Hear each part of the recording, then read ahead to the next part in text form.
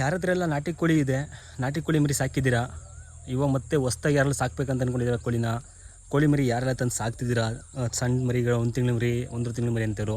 So ದಯವಿಟ್ಟು ಈ ಒಂದು ಫ್ಯಾಕ್ಟ್ ಇದೆ ಹೇಳ್ತಿದ್ದೀನಿ ಈ ವಿಡಿಯೋದಲ್ಲಿ, ಕಂಪ್ಲೀಟ್ ವಿಡಿಯೋ ನೋಡಿ ಗೊತ್ತಾಗುತ್ತೆ. ನಾಟಿ ಕೋಳಿ ಮರಿನ ಎಷ್ಟು ಸೇಫಾಗಿ ನೋಡ್ಕೋಬೇಕು, ಹಾಗೆಯೇ ಯಾವ ರೀತಿ ನೋಡ್ಕೋಬೇಕು ಅನ್ನೋದು ಕೂಡ ಹೇಳಿದ್ದೀನಿ.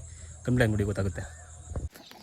ನೋಡಿ ಈ ಥರ ಚೀಲಗಳು ಹಾಕಿರ್ತೀವಿ, ನಾವು ಕೂಡ ಹಾಕಿದ್ದೀವಿ, ನನಗೂ ಗೊತ್ತಿರಲಿಲ್ಲ. ಸೊ ಇವಾಗ ಗೊತ್ತಾಗ್ತೈತೆ ಏನಾಗ್ತೈತೆ ಅಂತ ಕೋಳಿ ಮರಿಗಳಿಗೆ. ನೋಡ್ತಿರ್ಬೋದು, ನೋಡಿ ಫುಲ್ ಕಂಪ್ಲೀಟಾಗಿ ನೋಡಿ ಗೊತ್ತಾಗುತ್ತೆ, ತೋರಿಸ್ತೀನಿ ನೋಡಿ. ನಮ್ಮ ಕೋಳಿ ಮರಿ ಏನು ಮಾಡೈತೆ ಅಂದರೆ ಆ ಚೀಲದ ದಾರ ಐತಲ್ಲ ಅದನ್ನ ನುಂಗಿದೆ, ತಿಂತೈತೆ. ಈ ಕೋಳಿ ಮರಿಗಳು ಏನಪ್ಪ ಅಂದರೆ ಕೋಳಿಗಳು ಚೀಲ ತಿಂತವೆ, ಈ ಪ್ಲಾಸ್ಟಿಕ್ ಚೀಲ ಮತ್ತು ಪ್ಲಾಸ್ಟಿಕ್ ಈ ಥರ ತಿಂತವೆ. ನೋಡಿ ಈ ಥರ ಸಿಗಾಕೊಂಡಿದ್ದು ಗಂಟ್ಲಿಗೆ ಸಿಗಾಕೊಂಡ್ಬಿಟ್ರೆ ಅದು ಒಳಗಡೆ ಹೋಗೈತೆ, ಪೂರ್ತಿ ಹೋಗಲ್ಲ. ತುಂಡು ಚಿಕ್ಕದು ದಾರ ಆದರೆ ಕಟ್ ಮಾಡ್ಕೊಂಡು ನುಂಗ್ಕೊಳ್ಳುತ್ತೆ, ಒಳಗಡೆ ನುಂಗ್ಕೊಂಬಿಡುತ್ತೆ ಪ್ಲಾಸ್ಟಿಕ್ನ. ಆದರೆ ಇದು ತುಂಬ ದೊಡ್ಡದಿದೆ, ಸೊ ಒಳಗೆ ಹೋಗ್ತಿಲ್ಲ ಅದು ಸಿಗಾಕೊಂಡು. ಇವಾಗ ಜೋರಾಗಿ ಅದನ್ನ ಓಡಿಸಿದ್ರೆ ನಾಲ್ಗೆ ಸಮೇತ ಹೆಚ್ಕೊಂಡ್ಬಿಡುತ್ತೆ ಮರಿ, ಕರಡು ಒಳಗಡೆ ಸುತ್ತ ಇರುತ್ತಲ್ಲ. ನಾವು ಅಷ್ಟಕ್ಕೆ ಏನು ಮಾಡಿ ಕಟ್ ಮಾಡ್ಬೇಕಂದ್ರೆ ಇವಾಗ ಇಲ್ಲ, ಅದು ಹಂಗೇ ಇರುತ್ತೆ, ಹಂಗೆ ಇದ್ದು ಸೊತ್ತೋಗುತ್ತೆ ನೋಡ್ಕೊಂಡಿಲ್ಲ ಅಂದರೆ.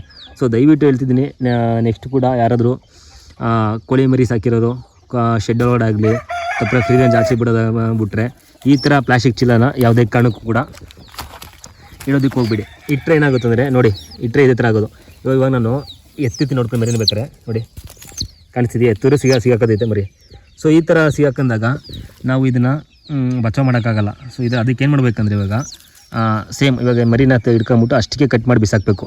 ಇವಾಗ ಆ ಚೀಲನ ಮರಿ ಇದು ಹೇಳಿಕ್ಕಾಗಲ್ಲ, ಬದುಕೋ ಡೌಟ್ ಅನ್ಕೋತೀನಿ ನನ್ನ ಪ್ರಕಾರ. ಏನಕ್ಕೆ ಅಂದರೆ ಪ್ಲಾಸ್ಟಿಕ್ ಚೀಲ ತಿನ್ನೋದು, ಪ್ಲಾಸ್ಟಿಕ್ ಚೀಲ ಕರಗಲ್ಲ. ಕೋಳಿಲಿ ಮೇ ಬಿ ಕರಗುತ್ತೆ ಅನಿಸುತ್ತೆ, ನಿನಗೆ ತುಂಬ ಪ್ಲಾಸ್ಟಿಕ್ ಚೀಲ ತಿಂತವೆ ಕೋಳಿಗಳು ಎಲ್ಲ ಕರಗುತ್ತೆ, ಬಟ್ ಮರೀಲಿ ಕರಗಲ್ಲ ಅನ್ಕೋತೀನಿ, ಸಾಯೋ ಚಾನ್ಸಸ್ ಜಾಸ್ತಿ ಇರುತ್ತೆ. ಅದಕ್ಕೋಸ್ಕರ ಹೇಳ್ತಿದ್ದೀನಿ, ಈ ಥರ ಯಾವುದೇ ಕಾರಣಕ್ಕೂ ಈ ಥರ ಪ್ಲಾಸ್ಟಿಕ್ ಚೀಲನ ಇಡಕ್ಕೆ ಹೋಗ್ಬಿಡಿ. ಮತ್ತು ಇದು ಕೂಡ ಸೇಫ್ಟಿ ಇಲ್ಲ. ನಾನು ಕೂಡ ಸೇಫ್ಟಿ ಐತೆ ಅಂತ ಹಾಕಿದ್ದೀನಿ, ಬಟ್ ಇದು ಕೂಡ ಸೇಫ್ಟಿ ಇಲ್ಲ. ಏನಕ್ಕೆ ಕೋಳಿ ಮರಿ ಇದು ಕೂಡ ತಿನ್ನುತ್ತೆ, ತಿಂದಾಗ ಗಂಟ್ಲಿಗೆ ಕೋಳಿಗೆ ಸಿಗಾಕೊಳ್ಳುತ್ತೆ. ಈ ಗ್ರೀನ್ ನೆಟ್ ಕೂಡ ಸೇಫ್ಟಿ ಇಲ್ಲ.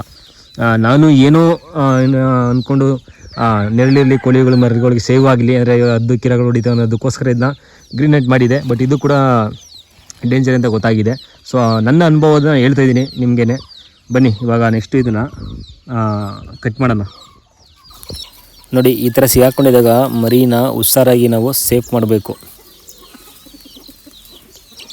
ಏನಕ್ಕೆ ಅಂದರೆ ಜೋರಾಗಿ ದಾರ ಹಿಡ್ಕ ಎಳೆದ್ಬಿಟ್ರೆ ಮರಿ ಒಳಗಡೆ ಕೆಳಗೆ ಕಿತ್ಕೊಂಡ್ಬಿಡುತ್ತೆ, ತಪ್ಪರೆ ನಾಲ್ಗೆ ಕಿತ್ಕೊಂಬರುತ್ತೆ, ಮರಿ ಸಾಯೋ ಚಾನ್ಸ್ ಜಾಸ್ತಿ ಇರುತ್ತೆ. ಅದಕ್ಕೆ ಏನು ಮಾಡ್ಬೇಕಂತ ಕತ್ರಿ ಇದ್ದರೆ ನೀಟಾಗಿ ಕಟ್ ಮಾಡಬೇಕು. ಸೊ ನನ್ನ ಹತ್ರ ಕತ್ರಿ ಐತೆ, ಕತ್ರಿ ಕಟ್ ಮಾಡ್ತಿದ್ದೀನಿ, ನೀಟಾಗಿ ಟ್ರೈ ಮಾಡ್ತೀವಿ ಕಟ್ ಮಾಡೋಕ್ಕೆ, ಬಟ್ ಕಟ್ ಆಗೋಲ್ಲ. ಸೊ ಇದಕ್ಕಿಂತ ಬೆಟರ್ ಏನಪ್ಪ ಅಂದರೆ ಕಡ್ಡಿಪಣ್ಣ ತಪ್ಪರೆ ಬೆಂಕಿ ಇರಬೇಕು. ಬೆಂಕಿ ಇತ್ತು ಅಂದರೆ ಕರೆಕ್ಟಾಗಿ ಅದನ್ನ ಮೂತಿ ಹತ್ರನೇ ಸುಡ್ಬೋದು. ಸುಟ್ಟಾಗಿ ಏನಾಗುತ್ತೆ ಅಂದರೆ ಕಟ್ ಆಗುತ್ತೆ ಅದು. ನೋಡಿ ನಾನು ಕಟ್ ಮಾಡ್ತಿದ್ದೀನಿ, ಬಟ್ ಕಟ್ ಆಗ್ತಿಲ್ಲ. ಸೊ ಇವಾಗ ನಾನು ಕಡ್ಡಿಪಟ್ಟಣ ಇಲ್ಲ, ಅದಕ್ಕೆ ಏನು ಮಾಡ್ತೀವಿ ಕಲ್ಲಲ್ಲಿ ಕಟ್ ಮಾಡ್ತಾಯಿದ್ದೀನಿ, ಅದನ್ನು ಕಲ್ಲಲ್ಲಿ ಹೊಡೆದ್ಬಿಟ್ಟು ಕಟ್ ಮಾಡಿ ಹಾಕ್ತಿದ್ದೀನಿ. ಸೊ ನೋಡಿ ಕಟ್ ಮಾಡಿದೆ, ಅದನ್ನು ಕಟ್ ಮಾಡಿದ್ಮೇಲೆ ಮರಿ ನೋಡಿ ಯಾವ ರೀತಿ ಇದೆ ಅಂತ, ಯಾವ ರೀತಿ ನೋಡಿ ದಾರ ಅದು ಇದ್ರದ್ದು ಪ್ಲಾಸ್ಟಿಕ್ ಚೀಲದ ದಾರ ಯಾವ ರೀತಿ ಇದೆ ಅಂತ ನೋಡ್ತಿರ್ಬೋದು ನೋಡಿ. ಸೊ ಈ ಥರ ಸಿಗಾಕೊಂಡು ಮರಿ ಸಾಯೋ ಚಾನ್ಸಸ್ ಜಾಸ್ತಿ ಇರುತ್ತೆ. ಹುಷಾರಾಗಿ ನೋಡ್ಕೋಬೇಕು ಮರಿಗಳನ್ನು.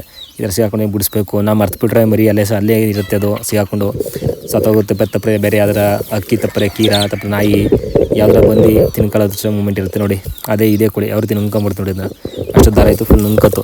ಬಟ್ ಇದು ಇದು ಕರಿಕಳುತ್ತೆ ಕೋಳಿಗಳಲ್ಲಿ. ಪ್ಲಾಸ್ಟಿಕ್ನ ತಿಂದು ಕರಗಿಸೋ ಶಕ್ತಿ ಇರುತ್ತೆ ಕೋಳಿಗಳಿಗೆ.